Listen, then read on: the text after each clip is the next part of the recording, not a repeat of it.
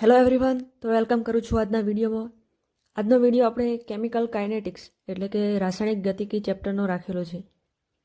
Lab આસિસ્ટન્ટનો જે અભ્યાસક્રમ છે એમાં જે ફિઝિકલ કેમિસ્ટ્રીના ચેપ્ટર આપેલા છે એમાંથી પહેલું ચેપ્ટર હતું દ્રાવણ, પછી હતું ઇલેક્ટ્રોકેમિસ્ટ્રી એટલે કે વિદ્યુત રસાયણ, અને આજે છે કેમિકલ કાઇનેટિક્સ રાસાયણિક ગતિકી. એટલે ફિઝિકલ કેમિસ્ટ્રીનું આ લાસ્ટ ચેપ્ટર છે. આ જે ફિઝિકલ કેમિસ્ટ્રીના ચેપ્ટર છે એમના દાખલા આવવાની શક્યતા પણ હોય છે, એટલે આના જે સૂત્રો છે એ પણ ખાસ તૈયાર કરવા અને સમજવાના. આજે વાત કરવાની છે રાસાયણિક ગતિકીની. રાસાયણિક ગતિકીમાં સૌપ્રથમ વાત કરીએ તો રાસાયણિક ગતિકી એટલે કે કેમિકલ કાઇનેટિક્સ એવું ચેપ્ટર લાવવાની જરૂરિયાત શા માટે ઊભી થઈ, તો પહેલાં એ સમજીએ. જે પણ આપણે આ કેમિસ્ટ્રી જોઈ રહ્યા છીએ, રસાયણ વિજ્ઞાન, એમાં અવનવી ઘટનાઓ થતી રહેતી હોય છે અને એના દ્વારા જે પણ પદાર્થ હશે ગુણધર્મોમાં ફેરફાર થતો હશે. જ્યારે પણ કોઈ પણ પ્રક્રિયાને જ્યારે આપણે ઓબ્ઝર્વ કરીએ તો શું જોવા મળે છે, તો પહેલાં તો આપણે એવું વિચારીએ કે આ પ્રક્રિયા થશે કે નહીં, પછી થશે તો ક્યાં સુધી થશે, મતલબ એને કે સંતુલન અવસ્થા ક્યારે આવશે. અને જ્યારે એવું જાણવામાં આવે કે પ્રક્રિયાનો વેગ કેટલો છે, પ્રક્રિયા કેટલા સમયમાં પૂરી થશે, પ્રક્રિયાની ઝડપ શોધવી હોય ત્યારે આ ચેપ્ટરનો ઉપયોગ થાય છે. પહેલાં તો વાત કરીએ કે પ્રક્રિયાની શક્યતા. તો એ જે શક્યતા છે કે પ્રક્રિયા થશે કે નહીં, સ્વયંસ્ફુરિત પ્રક્રિયા એ રીતે આપણે એને ઓળખતા હતા કે ઉષ્મા ગતિશાસ્ત્રમાં જે ડેલ્ટા જી છે, ગિબ્સ ફ્રી એનર્જી, એના દ્વારા પ્રક્રિયા શક્ય છે કે નહીં એ જાણી શકાય. પ્રક્રિયાની હદ એટલે કે રાસાયણિક સંતુલન ક્યારે આવશે, ક્યાં સુધી પ્રક્રિયા ચાલશે, એ આપણે રાસાયણિક સંતુલન દ્વારા જાણી શકીએ. પ્રક્રિયાની ઝડપ એ આ જે ચેપ્ટર છે કેમિકલ કાઇનેટિક્સ એના દ્વારા જાણીશું કે સંતુલન સુધી પહોંચવા માટે કેટલો સમય એને લાગે છે. આ જે રાસાયણિક ગતિકી છે એને સમજવા માટે, એના ઉપયોગ સમજવા માટે એનસીઈઆરટીમાં પણ જે એની પ્રસ્તાવના છે એમાં એક્ઝામ્પલ આપેલો છે કે કયા પરિબળો કેટલી ઝડપથી ખોરાકને બગાડી નાખશે, પછી જે ઓટો એન્જિનમાં ઈંધણ એ કેટલા વેગથી બળે છે તેનું નિયંત્રણ. આ બધા જે પ્રશ્નો છે એનો ઉત્તર આ રાસાયણિક ગતિકી દ્વારા આપણે મેળવી શકીએ છીએ. હવે જે રાસાયણિક ગતિકી છે એની પ્રસ્તાવનામાં આગળ વધીએ. આગળ વાત કરીએ કે રાસાયણિક ગતિકી એ રસાયણ વિજ્ઞાનની એવી શાખા છે કે જે પ્રક્રિયાનો વેગનો અભ્યાસ અને એની ક્રિયાવિધિ સાથે સંકળાયેલ છે. અને એમાં પણ જે આપણે કહીએ કેમિકલ કાઇનેટિક્સ, તો કાઇનેટિક્સ જે શબ્દ છે એ જે ગ્રીક શબ્દ છે કાઇનેસિસ, એના ઉપરથી આવે છે કે જેનો મતલબ થાય છે કે હલનચલન. ઉષ્મા ગતિશાસ્ત્ર પ્રક્રિયાની શક્યતા દર્શાવે, જ્યારે રાસાયણિક ગતિકી એ પ્રક્રિયાનો વેગ વિશે માહિતી આપશે. હવે એમાં વાત કરીએ કે કેવા પ્રકારની વેગની માહિતી આપશે, મતલબ કેવી પ્રક્રિયાઓ. ઘણી પ્રક્રિયાઓ એવી છે કે જે ખૂબ ઝડપી પૂરી થઈ જાય અને ઘણી પ્રક્રિયાઓ એવી છે કે એને પૂરું થતાં વર્ષોનો સમય લાગે. આ બધું જે છે, આ જે લખેલું છે એ એનસીઈઆરટીમાંથી જ લીધેલું છે. તમે ખાસ એનસીઈઆરટી વાંચજો. એનસીઈઆરટી લાવી ના શકો તો પીડીએફ તો ડાઉનલોડ કરી નાખો. એનસીઈઆરટી ડાઉનલોડ કરવા માટે જે પીડીએફની લિંક છે એ ટેલિગ્રામ ચેનલમાં આપેલી છે, તો તમે ટેલિગ્રામ ચેનલમાં જોડાઈ દેજો. લિંક ડિસ્ક્રિપ્શન બોક્સમાં છે. આ રાસાયણિક ગતિકી ચેપ્ટરમાં આપણે શેના ઉપર ફોકસ રાખીશું કે પ્રક્રિયાની ઝડપ જ નહીં પરંતુ વેગને, આ જે વેગ હશે પ્રક્રિયાનો એને બદલી શકતા જે પરિબળો છે, જેમ કે સાંદ્રતા છે, તાપમાન છે, દબાણ છે, ઉદ્દીપક છે, આના વિશે પણ આપણે માહિતી લઈશું. રાસાયણિક ગતિકી સમજવા માટે આપણે એક પ્રક્રિયા સમજીએ. ધારો કે આ A2 ગેસ વત્તા B2 gas gives 2AB gas. આવી એક સામાન્ય પ્રક્રિયા આપણે સમજીએ છીએ. હવે જ્યારે પણ કોઈ પ્રક્રિયા થતી હોય, રાસાયણિક પ્રક્રિયા, ત્યારે શું થાય છે એનું ડિટેલિંગ કરીએ કે આ જે પ્રક્રિયકો છે એમના વચ્ચે સંઘાત થશે, એટલે આ પ્રક્રિયકોના અણુ એકબીજા સાથે અથડાશે અને પછી નિપજ આપશે, વચ્ચેનો બોન્ડ તૂટશે અને આ જે B2 છે એમાં પણ BB વચ્ચેનો બોન્ડ જે બંધ છે એ તૂટશે અને AB નામનો બંધ એ નવો બંધ બનશે. જ્યારે પ્રોડક્ટ બને ત્યારે આ જે પ્રક્રિયકો હોય, નિપજ બનતી જાય એમાં પ્રક્રિયકોની સાંદ્રતા ઘટતી જાય વિથ ટાઈમ જેવી રીતે પસાર થતો હોય એ, જો પ્રક્રિયા આગળ જતી હોય તો. જ્યારે પણ કોઈ પ્રક્રિયાનું રાસાયણિક ગતિકી રીતે દર્શાવ્યું હોય તો એમાં પહેલું એવું આવે કે આપણે એનો રેટ લખીએ, એનો વેગ લખીએ. પહેલાં તો પ્રક્રિયકો વિશે લખીએ તો પ્રક્રિયકો તો વપરાઈ જાય છે એટલે કે અદૃશ્ય થઈ જાય છે. તો અદૃશ્ય થવાનો રેટ કેટલો હોય, તો A2 માટે આવો રેટ લખીએ તો રેટ ઓફ ડિસઅપિયરન્સ, RD એટલે કે ડિસઅપિયરન્સ એટલે કે A2નો અદૃશ્ય થવાનો રેટ કેટલો છે અને કેવી રીતે લખાય, તો પહેલાં એ પ્રક્રિયકની જે સાંદ્રતા હશે એનો તફાવત ભાગ્યા સમયનો તફાવત લેવાનો, એટલે ફાઇનલ માઇનસ ઇનિશિયલ કરવાનું. A2ની ફાઇનલ કોન્સન્ટ્રેશન માઇનસ A2ની ઇનિશિયલ કોન્સન્ટ્રેશન ભાગ્યા T2 માઇનસ T1. હવે ટાઈમ તો વધતો જશે. અત્યારે આપણે 0 સેકન્ડે પ્રક્રિયાને જોવાની સ્ટાર્ટ કરી અને થોડો ટાઈમ થશે 5 સેકન્ડ પછી તો ફાઇનલ ટાઈમ તો 5 સેકન્ડ આવ્યો, એટલે ટાઈમ સતત વધતો જ રહેશે. પરંતુ આ જે પ્રક્રિયા છે એમાં A2ની સાંદ્રતા ઘટશે, કારણ કે થોડો જે ટાઈમ જશે 0 થી 5 સેકન્ડ થશે તો એમાં A2ની થોડી સાંદ્રતા ઘટી હશે અને આપણે ફાઇનલ કોન્સન્ટ્રેશન લેવાની, એટલે આ જે ફાઇનલ કોન્સન્ટ્રેશન આવશે એ ઇનિશિયલ કોન્સન્ટ્રેશન કરતાં ઓછી હશે. એટલે આ બંનેનો તફાવત એ માઇનસમાં જવાબ આવે છે. એટલા માટે આ જે ડિસઅપિયરન્સ એટલે કે જે પ્રક્રિયકોનો ડિસઅપિયરન્સનો જે રેટ છે એના આગળ આપણે માઇનસ લગાવવું પડે છે અને આપણે પછી આને ડેલ્ટા તરીકે દર્શાવીએ છીએ કે ડેલ્ટા A2 ભાગ્યા ડેલ્ટા ટી. અને આ રીતે આ જે છે A2 એનો રેટ ઓફ ડિસઅપિયરન્સ આ રીતે લખાય છે. હવે આ રીતે મારે B2 માટે રેટ ઓફ ડિસઅપિયરન્સ લખવું હોય તો કેવી રીતે લખાય? તો અહીંયા માઇનસ તો આવશે જ, હા, કારણ કે એ પ્રક્રિયક છે. Minus delta B2 upon delta B2ની સાંદ્રતા ભાગ્યા ડેલ્ટા ટી. એનો આ રીતે લખી શકાશે. હવે આપણે વાત કરીએ જે નિપજ બની એ પ્રોડક્ટની, એટલે કે નિપજ વિશે લખીએ કે નિપજનો કેવો રેટ લખવાનો. ડિસઅપિયરન્સ તો ના, નિપજ તો બની રહી છે. નિપજનો ફોર્મેશનનો, નિપજ બનવાનો, નિપજનો rate of appearance, rate of formation RF બને છે, એટલે ફોર્મેશનનો રેટ કેવી રીતે લખવાનો? એમાં પણ આ જ રીતે કે નિપજની જે સાંદ્રતા છે એનો તફાવત ભાગ્યા જે ટાઈમ છે એનો તફાવત. નિપજ માટે જે રેટ ઓફ અપિયરન્સ છે અથવા રેટ ઓફ ફોર્મેશન છે RF, એને આ રીતે લખાય કે નિપજની final concentration minus initial concentration ભાગ્યા T2 માઇનસ T1. હવે અહીંયા પ્લસ આવશે. હવે પ્લસ કેમ આવ્યું અને પ્રક્રિયકોમાં માઇનસ કેમ આવતું હતું? પ્રક્રિયકોમાં માઇનસ એટલા માટે આવ્યું કારણ કે એ સમય જતાં એમની સાંદ્રતા ઘટતી હતી. પ્રક્રિયકો કન્વર્ટ થઈને નિપજ બને છે એટલા માટે, અને નિપજની સાંદ્રતા સતત ટાઈમ સાથે વધે છે એટલે અહીંયા પ્લસ આવે છે. તો આ વસ્તુ આપણે ધ્યાનમાં રાખવાની. હવે આ તો થયું એક સ્પેસિફિક વસ્તુ માટે, જેમ કે નિપજ માટે લખ્યું, પ્રક્રિયક માટે લખ્યું. આખી જે આ રિએક્શન છે, મતલબ આખી પ્રક્રિયા છે કેમિકલ રિએક્શન કે A2 + B2 gives 2AB gas, આ જે આખી પ્રક્રિયા છે એના માટે ઓવરઓલ આપણે રેટ ઓફ રિએક્શન લખવો હોય તો કેવી રીતે લખવાનો? આ જે રેટ કહું છું કે rate of reaction, rate of appearance or rate of formation of product ને rate of disappearance of reactant, આ જે રેટ કહું છું એ કંઈ કિંમતની વાત નથી, એ આ પ્રક્રિયાના વેગની વાત કરું છું. તો આમાં જે રેટની વાત કરી કે પ્રક્રિયા વેગની, તો પ્રક્રિયાનો ઓવરઓલ એ આખી પ્રક્રિયા માટે પ્રક્રિયા વેગ કેટલો છે? તો એવું તો કહી શકાય કે આ જે રેટ ઓફ ફોર્મેશન છે કે જેટલી નિપજ બનશે, જે નિપજ બનવાનો વેગ છે એ જ પ્રક્રિયાનો વેગ છે.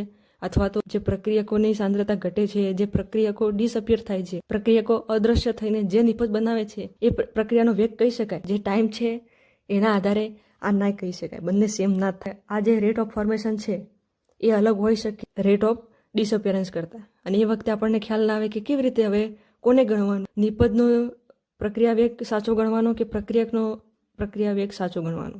તો એના માટે જે આખી પ્રક્રિયા છે ઓવરઓલ રિએક્શન, એના માટે પ્રક્રિયા વેગ લખવું હોય તો શું કરવાનું? જે અત્યારે આપણે પ્રક્રિયા જોઈ હતી કે A2 + B2 gives 2AB, તો આમાં આખી આ જે પ્રક્રિયા છે એનો overall rate of reaction ROR, rate of reaction એટલે કે પ્રક્રિયાનો વેગ, એ લખવું હોય તો કેવી રીતે લખવાનું? કે આ જે રેટ ઓફ ફોર્મેશન છે નિપજનું અથવા રેટ ઓફ ડિસઅપિયરન્સ છે આ પ્રક્રિયકોનું, એના ભાગાકારમાં શું કરવાનું?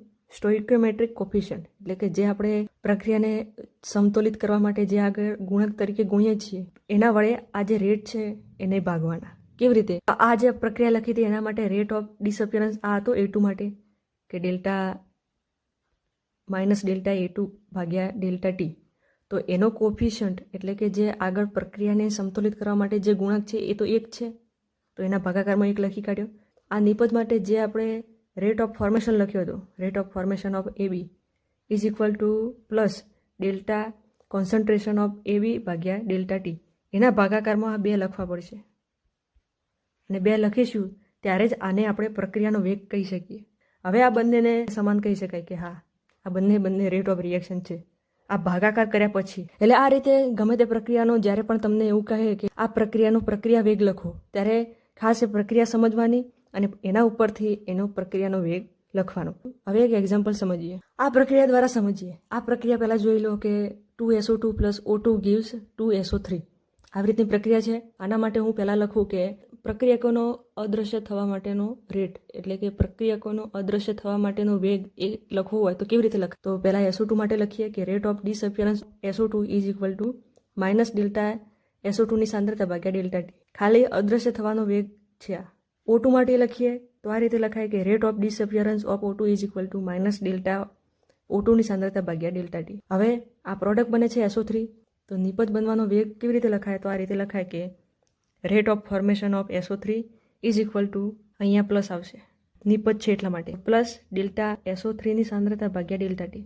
હવે આ રીતે આ આપણે ઇન્ડિવિજ્યુઅલ એટલે કે વ્યક્તિગત રીતે આ બધા પ્રક્રિયક માટે વેગ લખ્યો અને નિપજ માટે વેગ લખ્યો. પ્રક્રિયક માટે એનો અદ્રશ્ય થવાનો વેગ લખ્યો, નિપજ માટે એનો બનવાનો વેગ લખ્યો.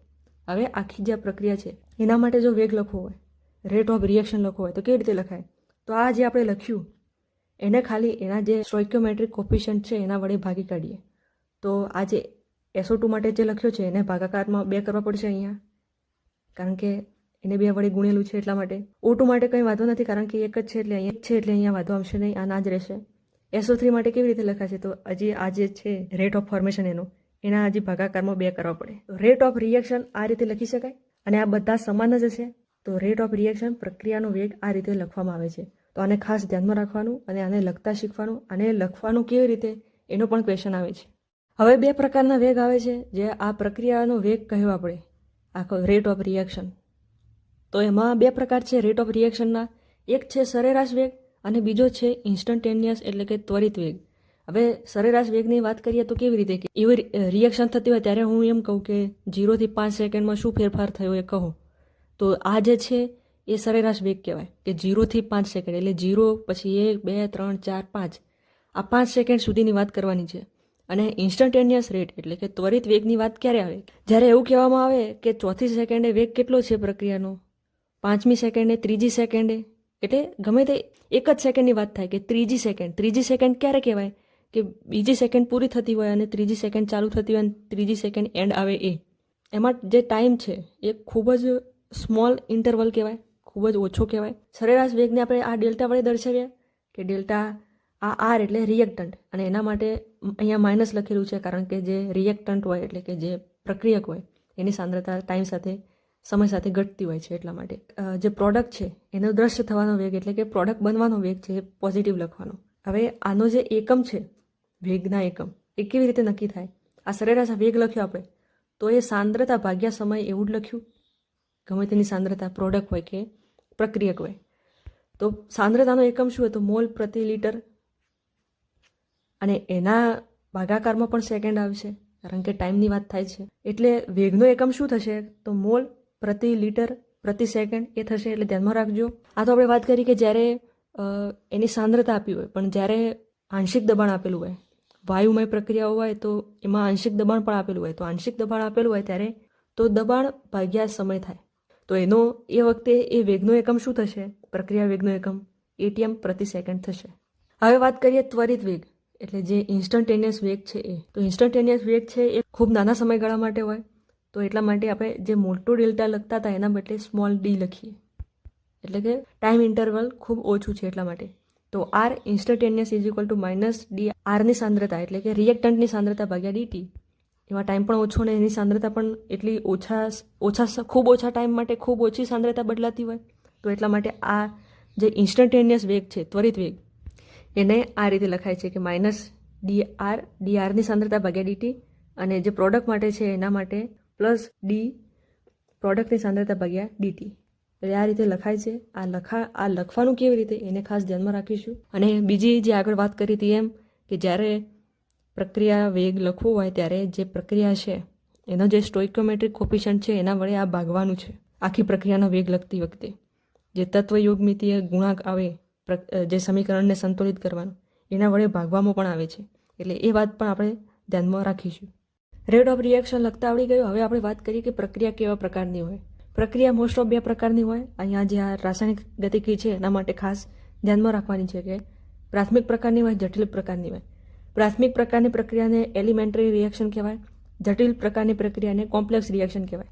પ્રાથમિક પ્રકારની પ્રક્રિયા કેવી હોય કે એક જ સ્ટેપમાં પૂરી થતી હોય, એમાં કંઈ વચ્ચે બીજા કશા સ્ટેપ આવે ના, એક સ્ટેપમાં જ આપણને ખ્યાલ આવી જાય કે પ્રક્રિયા આ રીતે થાય છે. જટિલ પ્રક્રિયામાં મલ્ટિપલ સ્ટેપ હોય કે વચ્ચે મધ્યસ્થી નિપજ બનતી હશે, 1 સ્ટેપ 2 સ્ટેપ 3 સ્ટેપ આ રીતની પ્રક્રિયા હોય તેને જટિલ પ્રક્રિયા કહેવાય. હવે આપણે વાત કરીએ કે જે આપણે વેગ લખ્યો, જે રેટ ઓફ રિએક્શન લખ્યો એ શેના ઉપર આધાર રાખે છે? જેમ કે સાંદ્રતા ઉપર આધાર રાખતું હશે, તાપમાન ઉપર આધાર રાખતું હશે, ઉદ્દીપક ઉપર આધાર રાખતું હશે. તો એની સાથે કેવી રીતે બદલાય છે અને કેવી રીતે એને લખાય એની વાત કરીએ. હવે આપણે વેગ નિયમ લખીએ. વેગ નિયમ એ કેવી રીતે લખવાનું? તો જે સાંદ્રતા છે એની સાથે પ્રક્રિયાનો વેગ કેવી રીતે બદલાય છે એને જે દર્શાવવાની રીત છે એને વેગ નિયમ કહેવાય, રેટ લો. બરાબર? તો એમાં શું કે આપેલ તાપમાને રાસાયણિક પ્રક્રિયાનો વેગ એક અથવા વધારે જે પ્રક્રિયકો છે અથવા નિપજ પ્રક્રિયકો અને જે નિપજો છે એની સાંદ્રતા ઉપર આધાર રાખે છે. આ જે સંબંધ છે એને વેગ નિયમ અથવા વેગની અભિવ્યક્તિ કહેવાય. એને કેવી રીતે દર્શાવવામાં આવે તો એ સમજીએ કે આ રીતની એક પ્રક્રિયા છે કે એ આ જે આગળ small a, small b, small c, small d આ જે છે એ તત્વયોગમિતીય ગુણાંક છે. એટલે કે જે આગળ આપણે સ્ટોઇકિયોમેટ્રિક કોફિશિયન્ટ લખીએ પ્રક્રિયાને બેલેન્સ કરવા માટે એ છે. અને આ રીતની પ્રક્રિયા છે કે a + b = c + d. તો આના માટે વેગ નિયમ લખવો હોય તો વેગ = k, એની સાંદ્રતા અને ઘાતમાં છે x, બીની સાંદ્રતા ઘાતમાં y. આ રીતે એને લખવામાં આવે છે. અહીંયા આ જે વેગ નિયમ લખ્યો એમાં પ્રક્રિયકોની સાંદ્રતાને ધ્યાનમાં લીધી છે. આ રીતે એનો વેગ નિયમ લખાય છે કે એ અચળાંક આવે છે જેને વેગ અચળાંક કહેવાય. એની સાંદ્રતાની x ઘાત, બીની સાંદ્રતાની y ઘાત. પ્રક્રિયકોની સાંદ્રતા ધ્યાનમાં લીધેલી છે. x અને y જે છે એ પ્રેક્ટિકલી એટલે કે પ્રાયોગિક રીતે મેળવવામાં આવે છે અને જે પ્રક્રિયાનો ક્રમ દર્શાવશે કે એની સાપેક્ષે પ્રક્રિયા કયા ક્રમની છે તો એની x ઘાત જે x દર્શાવે છે તો એ એના માટે દર્શાવશે કે પ્રક્રિયાનો ક્રમ કયો છે. બીની જે y ઘાત છે તો y બરાબર જે હશે એ બીના માટે જે પ્રક્રિયાનો ક્રમ છે એ દર્શાવતું હશે. અને આખી જે પ્રક્રિયા છે એનો પ્રક્રિયા ક્રમ આપણે શોધવો હોય તો x + y કરવાનું. તો આપણને પ્રક્રિયાનો ક્રમ કેટલો છે એ આપણને ખ્યાલ આવી જાય. હવે આમાં એક ફેમસ પ્રશ્ન શું આવે કે આ જે વેગ અચળાંક છે કે રેટ કોન્સ્ટન્ટ કે છે વેગ અચળાંક, એનો એકમ શું છે એના ઉપર પ્રશ્નો આવે છે અને એના આધારે આ પ્રક્રિયા કયા ક્રમની છે એનો પણ આપણને ખ્યાલ આવી જાય છે. એટલા માટે એના ઉપરથી પણ એવા ક્વેશ્ચન આવે કે પ્રક્રિયાનો ક્રમ કયો છે, વેગ અચળાંકનો એકમ આપેલો હોય અથવા પ્રક્રિયાનો ક્રમ આપેલો હોય ને પૂછ્યું હોય કે વેગ અચળાંકનો એકમ શું હશે. તો આ રીતના ક્વેશ્ચન આવે છે. એટલે ખાસ આ વસ્તુ આપણે ધ્યાનમાં રાખીશું. પ્રાયોગિક રીતે જે પરિણામો મેળવવામાં આવે છે એમાં એવું દર્શાવ્યું છે કે પ્રક્રિયાનો વેગ એ સમય જતાં ઘટે છે. હવે એવું કેમ? કારણ કે પ્રક્રિયકની સાંદ્રતા ઘટે છે. આથી પ્રક્રિયાનો વેગ પ્રક્રિયકોની સાંદ્રતા ઉપર આધાર રાખે છે. હવે આ જે વેગ અચળાંક છે એની વાત કરીએ, જે કે લખ્યો તો જ્યારે એની અને બીની સાંદ્રતા 1 મોલર હોય ત્યારે જે વેગ અચળાંક હશે એ જ પ્રક્રિયાને વેગના સમાન હશે. જે આપણે આગળના સમીકરણમાં મૂકીએ આ સાંદ્રતા તો એ પ્રમાણે મળે. આ વેગ અચળાંક એ સાંદ્રતાથી બદલાય તો ના બદલાય, ખાલી તાપમાન અને ઉદ્દીપકની હાજરીથી બદલાય છે. એ પ્રક્રિયકોની પ્રારંભિક સાંદ્રતા ઉપર આધાર રાખતો નથી. આ વાત ખાસ ધ્યાનમાં રાખીશું. અહીંયા વેગ અચળાંકની વાત થાય છે. જે પ્રક્રિયા ક્રમ વિશે વાત કરીએ એની વાત કરીએ કે પ્રક્રિયા ક્રમ એ જે વેગની અભિવ્યક્તિ જે વેગ નિયમ લખ્યો છે એમાં જે પ્રક્રિયકોની સાંદ્રતાનો જે ઘાત છે એના સરવાળાને આપણે પ્રક્રિયાનો ક્રમ કહીએ છીએ. કે જેમ કે આ સમીકરણ આપણે લખ્યું હતું કે વેગ = k * એની સાંદ્રતાની x ઘાત ને બીની સાંદ્રતાની y ઘાત.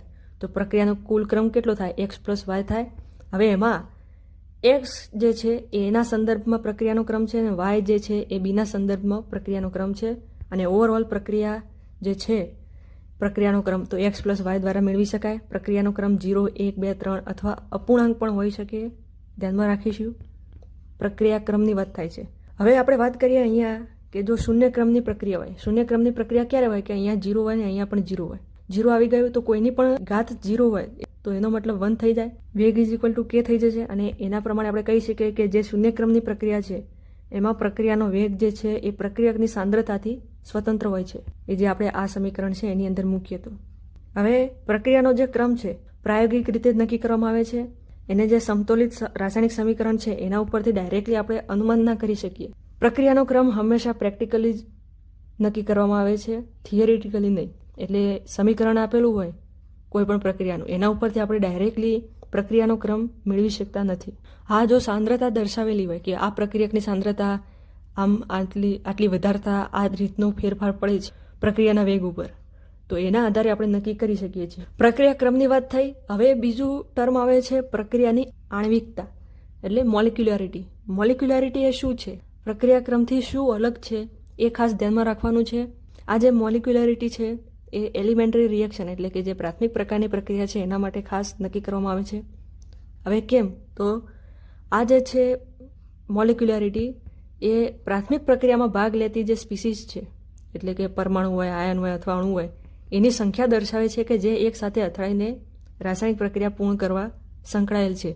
એટલે આ એક સ્ટેપ ઉપર જ ફોકસ કરે છે અને એક સ્ટેપમાં થતી પ્રક્રિયા કઈ છે તો પ્રાથમિક પ્રક્રિયા છે. તો એટલા માટે ક્યારેક જે કોમ્પ્લેક્સ પ્રક્રિયાઓ છે એના માટે મોલેક્યુલરિટી નક્કી કરવી એ શક્ય નથી. હવે વાત કરીએ એક આણ્વીય પ્રક્રિયા કેવી હોય કે જ્યારે એક જ સ્પીસીઝ પ્રક્રિયામાં ભાગ લે એટલે એક જ સ્પીસીઝ અથડાતી હોય. તો એ શક્ય છે? તો હા શક્ય છે. દ્વિઆણ્વીય પ્રક્રિયા કેવી હોય કે જ્યારે બે સ્પીસીઝ એક સાથે અથડાતી હોય, એનું પણ એક્ઝામ્પલ આપ્યું. ત્રિઆણ્વીય આ ખૂબ રેર કેસમાં હોય, એવી પ્રોબેબિલિટી ખૂબ જ ઓછી હોય, પરંતુ કોઈક વાર જોવા મળતી હોય તો જ્યારે 3 સ્પીસીઝ એક સાથે અથડાતી હોય. મોલિક્યુલરિટી 3 તો જોવા મળી શકે, પરંતુ 3 કરતાં વધારે નહીં. એટલા માટે 3 અથવા જે 3 કરતાં વધારે અણુ એક સાથે અથડાય તેની સંભાવના ખૂબ ઓછી છે, અને જેના લીધે ત્રિઆણ્વીય પ્રક્રિયાઓ પણ પ્રમાણમાં ધીમી હોય અને ઓછી જોવા મળે. એટલે એક જ સ્ટેપની વાત છે. અલગ અલગ તો આપણે વાત કરી દઈએ કે 4 અણુઓ વચ્ચે પ્રક્રિયા થાય છે તો 4 જણા સાથે અથડાશે નહીં. એક સ્ટેપમાં તો અલગ અલગ રીતે 2 અથડાશે પછી એક અથડાય, એવું નહીં. એક જ સ્ટેપમાં કેટલા પરમાણુ અથવા અણુ અથવા જે સ્પીસીઝ છે જે કેમિકલ રિએક્શન કરી રહી છે એ એક જ સ્ટેપમાં કેટલી અથડામણ અનુભવે છે કેટલા અણુ સાથે, તો એને આ આણ્વિકતા કહેવાય, મોલિક્યુલરિટી કહેવાય. હવે પ્રક્રિયાનો જે ક્રમ હતો એમાં આપણે કહ્યું હતું કે 0 પણ હોઈ શકે, પરંતુ આ જે મોલિક્યુલરિટી છે એ 0 ના હોઈ શકે, કારણ કે એક પરમાણુ તો અથડાય બાકી પ્રક્રિયા જ ના થાય. પછી આપણે વાત કરી હતી કે પ્રક્રિયાનો ક્રમ એ અપૂર્ણાંક હોઈ શકે, પરંતુ આ જે મોલિક્યુલરિટી છે એ અપૂર્ણાંક ના હોઈ શકે, કારણ કે કોઈ એવું ના હોય કે અડધો પરમાણુ આવીને અથડાવાનો હોય. એટલે આ બધી બાબતો આપણે તફાવતના મુદ્દામાં જોઈશું અને ધ્યાનમાં રાખીશું.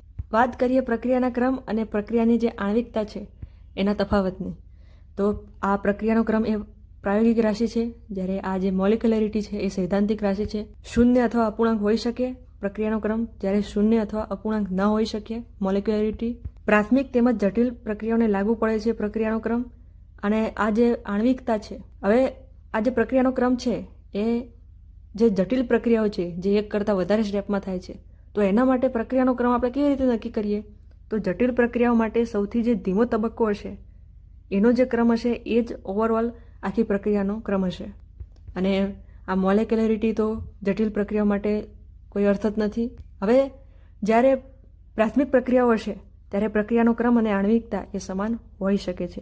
એવું નથી કે સમાન જ હોઈ શકે છે. હવે જે મેં આગળ તમને સમજાવ્યું કે વેગ અચળાંકના ઉપરથી કેવી રીતના પ્રશ્નો બને છે કે વેગ અચળાંકનો એકમ આપેલો હશે અને પૂછ્યું હશે કે કયા ક્રમની પ્રક્રિયા છે, અથવા પ્રક્રિયા આપીએ છીએ કે પ્રથમ ક્રમની પ્રક્રિયા માટે વેગ અચળાંકનો એકમ જણાવો. તો એ રીતનો જે ક્વેશ્ચન આવે છે એના માટે સમજાવું કે વેગ અચળાંક કેવી રીતે લખાય. વેગ અચળાંકની વાત થાય છે એટલે કે તો વેગ ઇઝ ઇક્વલ ટુ જે વેગ નિયમ લખીએ છીએ એ, તો વેગ નિયમ is equal two k into any સાંદ્રતાની x ઘાત અને બીની સાંદ્રતાની વાય ઘાત.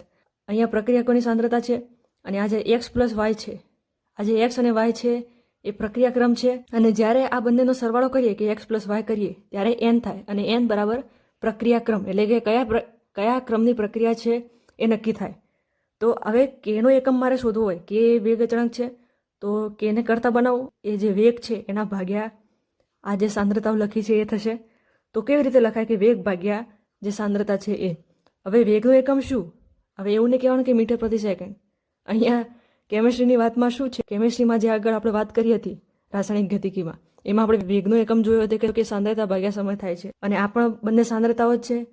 અને આ બંને સાંદ્રતાઓ લઈએ અને આ જે એક્સ પ્લસ વાય છે એને એન લખી કાઢીએ, તો સાંદ્રતા ભાગ્યા સમય એ વેગનો એકમ થઈ ગયો અને એના ભાગાકારમાં સાંદ્રતાની એન ઘાત. હવે આ જે વેગ અચળાંક છે એનો એકમ કેવી રીતે લખાશે? તો આ રીતે લખાય કે સાંદ્રતાની 1 માઇનસ એન ઘાત ઇન્ટુ સમય ઇન્વર્સ, એટલે તો આ રીતે લખાય. હવે કયા ક્રમની પ્રક્રિયા છે એ એનની જગ્યાએ મૂકીશું. હવે આપણને એમ કહે કે પ્રથમ ક્રમની પ્રક્રિયા છે તો એનની જગ્યાએ 1 લખીશું, તો 1 માંથી 1 જાય એટલે 0. સાંદ્રતાની 0 ઘાત, કોઈ પણ સંખ્યાની 0 ઘાત આવે તો એની વેલ્યુ 1 થઈ જાય, એટલે અહીંયા 1 આવશે. તો જે વેગ અચળાંક છે એનો એકમ શું થશે? સમય ઇન્વર્સ, એટલે કે સેકન્ડ ઇન્વર્સ. અને અહીંયા જે સાંદ્રતા છે એની જગ્યાએ મોલ પ્રતિ લિટર યાદ રાખવાનું. તો આ રીતે લખી શકાય. એન એ પ્રક્રિયાક્રમ છે. હવે શૂન્ય ક્રમની પ્રક્રિયા છે તો કેવી રીતે લખાય કે એનો જે વેગ અચળાંક છે એનો એકમ તો સાંદ્રતા ઇન્ટુ સમય ઇન્વર્સ થશે. હવે સાંદ્રતા બરાબર મોલ પ્રતિ લિટર ઇન્ટુ સેકન્ડ ઇન્વર્સ, એટલે એ રીતે આખો એકમ થાય. પ્રથમ ક્રમની પ્રક્રિયા આગળ ચર્ચા કરી એમ કે સમય ઇન્વર્સ એવો એકમ થશે. હવે તમારે કોમેન્ટ કરીને કહેવાનું છે કે દ્વિતીય ક્રમની પ્રક્રિયા માટે આ સમીકરણમાં તમે એનની જગ્યાએ 2 મૂકો અને કહો કે વેગ અચળાંકનો એકમ શું થશે, અને એ પણ આવું સાંદ્રતા નહીં પરંતુ સાંદ્રતાની જગ્યાએ મોલ પ્રતિ લિટર લખીને તમે કોમેન્ટ કરજો કે દ્વિતીય ક્રમની પ્રક્રિયા માટે વેગ અચળાંકનો એકમ શું થશે. હવે અત્યાર સુધી આપણે શું જોયું? રાસાયણિક ગતિકી છે, કેમિકલ કાઇનેટિક્સ, એ શેના માટે વપરાય છે એની વાત કરી. પછી પ્રક્રિયકોની સંદર્ભમાં કેવી રીતે લખાય, નિપજની સંદર્ભમાં કેવી રીતે લખાય, ઓવરઓલ રેટ ઓફ રિએક્શન કેવી રીતે લખાય, પછી એના ઉપર કયા પરિબળો અસર કરે છે એની ચર્ચામાં આપણે પહેલી વાત કરી કે સાંદ્રતા. તો સાંદ્રતાની વાત કરી, પ્રક્રિયાક્રમ વિશે વાત કરી, મોલિક્યુલારિટી વિશે વાત કરી અને અહીંયા આ વેગ અચળાંક વિશે વાત કરી છે. અહીંયા સુધી આપણે રાખીએ છીએ. નેક્સ્ટ વિડીયોમાં આપણે જોઈશું કે શૂન્ય ક્રમની પ્રક્રિયા, પ્રથમ ક્રમની પ્રક્રિયા એ શું છે, અર્ધ આયુષ્ય શું છે, અને આ જે પ્રક્રિયા વેગ છે એના ઉપર તાપમાનની અસર કેવી રીતે થાય છે, આર્હેનિયસનું સમીકરણ શું છે, એની આપણે નેક્સ્ટ વિડીયોમાં વાત કરીશું. ટેલિગ્રામ ચેનલમાં ના જોડાયો હોય તો જોડાઈ દેજો. લિંક ડિસ્ક્રિપ્શન બોક્સમાં આપેલી છે. તો મળીએ આપણે નવા વિડીયોમાં. Thank you very much.